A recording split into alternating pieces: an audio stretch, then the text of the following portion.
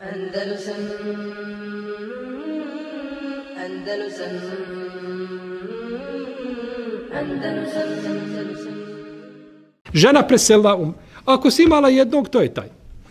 Drugog nema. Tako. Imala žena dvojicu.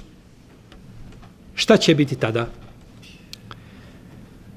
Imala trojicu, imala četvericu. Kod sahabiki je bilo, je tako, žena promijeni nekoliko muževa, udaju se, je tako, udavala se žene, umre, preseli, pogine u ratu i tako.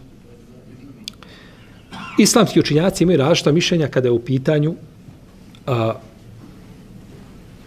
žena koja je imala više muževa, kome je pripadao ti muževa u džennetu? Ima mišljenje da pripada onome koje je imao najbolji ahlak od njih. Ko je imao najbolji ahlak? Da pripada njemu. To je prvo mišljenje. Ima mišljenje da pripada da će imati pravo izbora. Će imati ona pravo da odluči koga će. I ima treće mišljenje da pripada zadnjem. I to mišljenje najjače. Jer ima hadis kod imama Tabaranije da je rekao poslanik sallallahu alejhi ve selleme, žena pripada u džennetu zadnjem mužu.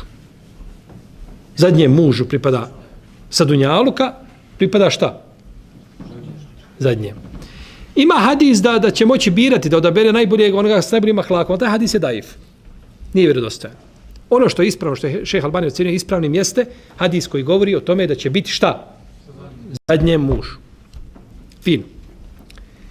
Lijepo je to sve. Ali ja njega ne mogu ni sa sodom bikarbonom.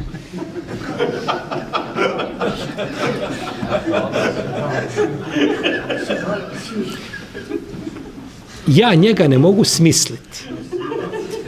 Ja kad njega vidim, on je meni pokvario narednih 7 dana. I ja sad trebam ući u džennet i ja trebam...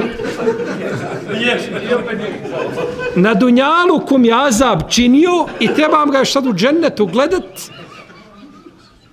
Ja to i ne mogu. Naravno, ovaj pristup je emotivan. Emotivan pristup. Tvoj muž, takav kakav je, krnjav, eto, po tvojim opisima da idemo, da je to sve kako je tako kako ti govoriš. Ti si odlična, a on ne valja. Nek bude tako. On kad uđe u džennet, neće on biti to što je bio ovdje. Nije to mujaga ovdje, mujaga tamo. To je novo biće, Allah ga tada čini dženetlijom, vadi mu iz prsa ono što ne priliči čovjeku. وَنَزَعْنَا مَا فِي سُدُورِهِمْ مِنْ غِلْ. Allah zlobu iz prsa vadi zlobu, sve vrsta, čovjek ulazi u džennet, nema više lijep ahlak, ne može biti ljepši. Sve moguće lijepa svojstva, sva ima, a ružnog nema ni jednog. On nije onaj ovdje koga si patila, koga nisi mogla gledati. To je drugo biće. I ne možeš govoriti, ali to je problem kad ti sa dunjaluka kreneš i poneseš sa sobom nešto u džennet. Kao što onaj pustinjak ušao, je tako, i kaže, reče uzvišeno Allahu na sudnjem danu, Gospodar kaže, daj ti meni, kaže, da ja sijem, kaže, ja volim poljoprivredu. Kaže, sine Adamov, kaže, tvoje oči ne može ništa zadvojiti nego zemlje. Ušao si u džennet, imaš sve i opet da siješ, poneseš nešto sa dunjaluka, šta, sa sobom? U džennet. Tako i ovo, ponijela je sa sobom tog lik tog čovjeka, njegovo ponašanje, njegovu škrtost i njegovo, nije bitno, sve te ružne osobine i neće on takav u džennet, nije to ta osoba. Ti ćeš u džennetu živa bila, kad vidiš ponovo svoga mujaga u džennetu, ti ćeš kazati, ovo je najbolje biće koje Allah stvorio. Jer svaka osoba u džennetu vidi i svoga supružnika i blagodati najveći. Znate li da će čovjek zadnji koji će preći preko sirata, kako došlo kod Buhari u Sahiju, pređe preko sirata i okrene se prema vatri i kaže Allahu, kaže uzvišenom hvala, kaže koji me je spasio tebe i kaže dao mi je ono što nije dao ni prvima ni posljednjima. A to je zadnji čovjek koji izlazi iz džehennema i znači on hoće kazati i Musa, i Isa, i Nuh, i Muhammed s.a.v.